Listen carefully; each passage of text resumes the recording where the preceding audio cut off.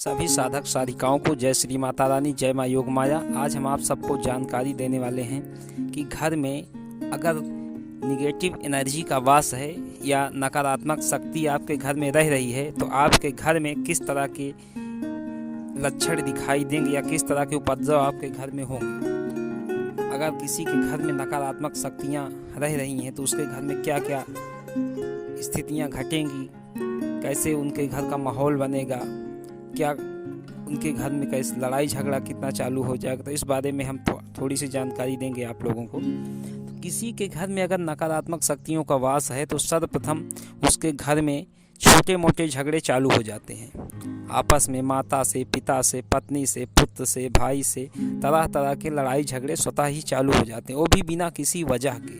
तो समझ जाइए कि आपके घर में कोई निगेटिव एनर्जी रह रही है या किसी ने तंत्र के माध्यम से भेजा हो या अपने से आई हो।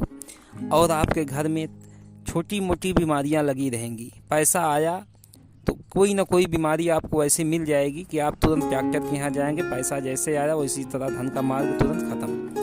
तो इस तरह की समस्याएं उत्पन्न हो जाती हैं। और भी समस्याएं हैं, जैसे छोटे बच्चे हैं तो अनावश्यक रोने लगेंगे, कोई कुछ नहीं दर्द होगा फिर भी डरने लगेंगे। घर में अगर घुसते हैं तो आपको डरावने अनुभूति होती है। और कभी कभार स्थितियां तो इतनी ज़्यादा खराब हो जाती हैं कि घर में घुसने पर तरह तरह के मन में विचार आने लगते हैं। कभी वासनात्मक विचार आएंगे, कभी जी उचट गया ऐसा विचार आएगा, कभी जीवन से ही मोह भंग हो जाता है।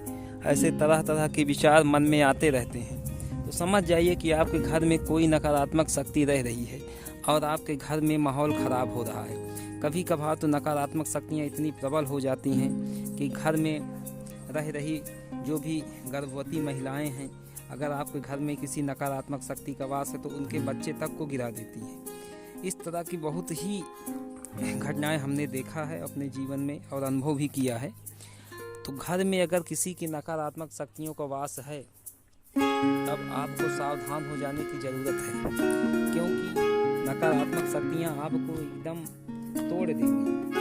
इससे बचाव के लिए आपको भगवान का पूजन पाठ करना चाहिए घर में और हवन करना चाहिए, जिससे हवन से वातावरण शुद्ध भी होता है और जो घर में नकारात्मक शक्तियाँ होती हैं वो भी हट जाती हैं। और कुल देव संबंधित हवन वगैरह करते रहना चाहिए घर में। और समय समय पर घर में कोई स्वयं से अनुष्ठान लेके जाप करते रहना चाहिए, जिससे घर में कोई भी नकारात्मक शक्ति टिक न सके अपने से आकर। अगर तंत्र प्रयोग हुआ है तब भी उसका प्रभाव बहुत कम हो जाता है, घर में पूजा पाठ होता रहता है। तो इसीलिए सभी लोगों को कुछ धार्मिक अनुष्ठान अपने घर पे करते रहना चाहिए और इन सब चीज़ों से सुरक्षा प्राप्त होती रहती है।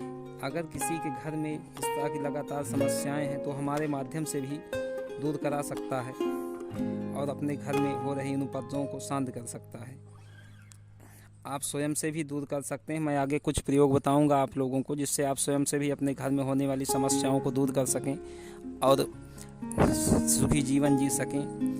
और नकारात्मक शक्तियाँ तो सर्वप्रथम आर्थिक नुकसान ही ज़्यादा कर देती हैं कि व्यक्ति टूट जाता है एकदम। मैंने स्वयं अनुभव किया है, मेरे पास इतने केस आते रहते हैं कि मैंने स्वयं अनुभव किया है कि नकारात्मक शक्तियों की वजह से घर का आर्थिक माहौल तो सबसे प्रथम वही खराब होगा। सबसे पहले आर्थिक माहौल पे ही चोट की जाती है, जिससे आपका धन का संपूर्ण मार्ग रुक जाए और फिर आप परेशान हो जाएंगे, क्योंकि जब धन नहीं आएगा तरह तरह के उपद्रव स्वतः ही उत्पन्न होंगे, आप उनको भगवा भी नहीं सकते। इसीलिए सभी लोगों को नकारात्मक शक्तियों से सुरक्षा के लिए घर में भगवान का पूजन पाठ करना चाहिए और हवन इत्यादि समय समय पे करते रहना चाहिए, जिससे उनसे सुरक्षा होती रहे।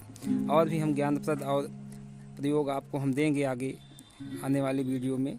अगर वीडियो पसंद आया हो तो वीडियो को लाइक कीजिए, शेयर कीजिए और सब्सक्राइब कीजिए। जय श्री माता रानी, जय माँ योग माया।